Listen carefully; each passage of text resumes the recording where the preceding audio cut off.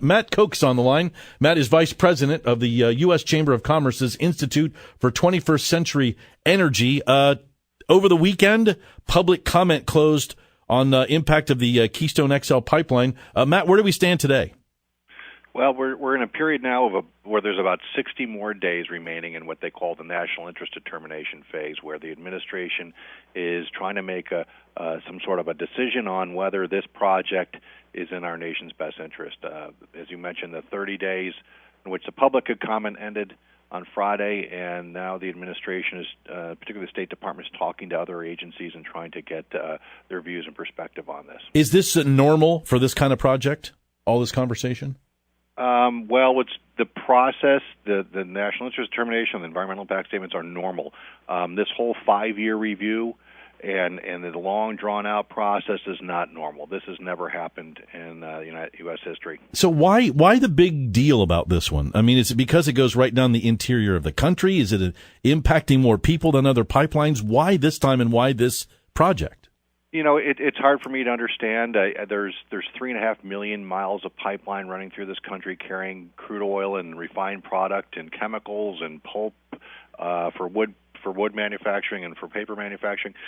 This project, though, I think has been held up because of the politics. I mean, it's clear it's the politics, but it's some people who really are not as concerned about the pipeline and more concerned about the crude oil that's being developed and actually any other fossil development anywhere else in this world. And they want to stop it from happening. And I guess, you know, they've had this debate in the past. I mean, the one that strikes me as far as environmental impacts go was the one they put up in Alaska. And are there parallels there? I mean, would this potentially have as much impact on the areas that it goes through like the one up in Alaska did?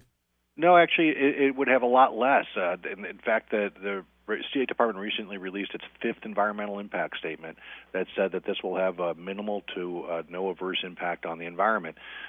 This pipeline's underground. That pipeline up Alaska is above ground. This one's a lot smaller as far as its capacity and its size, but it's just as important, you know, to try to find ways to move more energy around North America and to actually create benefits for our economy and for workers here in the United States. Matt Koch, Vice President of the U.S. Chamber of Commerce's Institute for 21st Century Energy. Are we pretty good at putting in pipe, Matt? I mean, do we have a lot of leaks around the country with any regularity?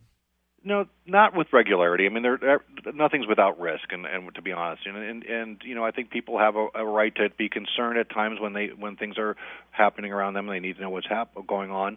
But so there's nothing without risk. But pipelines are actually safer than any other mode of transportation for crude oil, and this has been proven out. And as I mentioned, this environmental impact statement states that it says it's safer than moving the oil by rail or by truck. And it actually has less environmental impact than any of those other methods, too.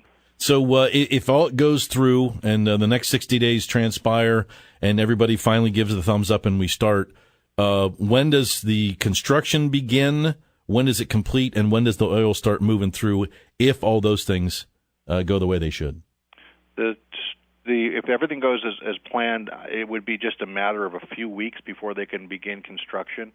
And then you're looking at hopefully, if they make a decision soon, they can take advantage of this summer construction season. If it goes into the fall or into the winter, I think they'll probably get held up until the next spring. But it's 2 years to build the project, but it's a good 2 years for it's going to create 42,000 jobs directly and indirectly, and put $2 billion of earnings into people's pockets. Most of that not even in those states where the pipeline's being built. Yeah, and would it be like a lot of people would think, hey, we'll start north and work our way south, or do you start on both ends and work to the middle, or how would the construction project actually take place? I think they'll probably start it at both ends. Some of the pipe has already been staged and is sitting waiting to be installed. There's pumps in places. In fact, in parts of the Midwest where they've been waiting to be installed for a couple of years now. So some of that equipment's is already ready to go. It's just a matter of getting the workers ready and making sure that all the rest of the small details are taken care of and they're ready to go. Yeah, well, keep working on those details, and we'll touch base again in 60 days. Matt Koch, he's Vice President of the U.S. Chamber of Commerce's Institute for 21st Century Energy.